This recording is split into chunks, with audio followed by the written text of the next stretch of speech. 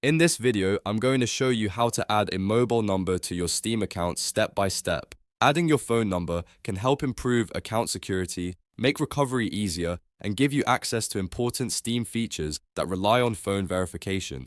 If this tutorial helps you out, make sure to hit like and subscribe for more simple software guides like this. Alright, let's jump right in.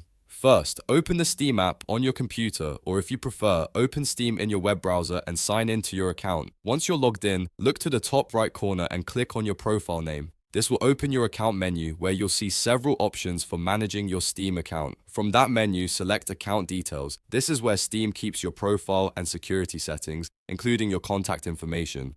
On the Account Details page, scroll until you find the Contact Info section. In this area, Steam will show the details linked to your account, including your email address and phone settings if they've already been set up.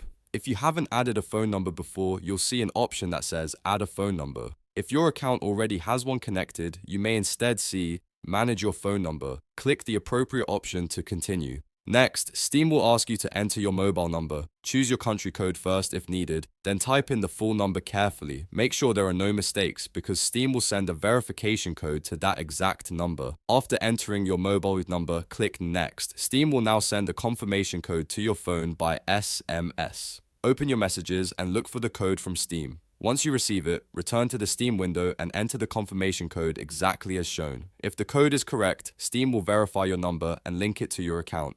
After that, your mobile number is officially added to Steam. That's it. You've now successfully connected your phone number to your Steam account. This is a quick but very useful security step, especially if you want smoother account recovery and added protection on Steam. If this guide helped, please give it a like, subscribe to the channel, and turn on notifications so you don't miss the next tutorial. Thanks for watching, and I'll see you in the next one.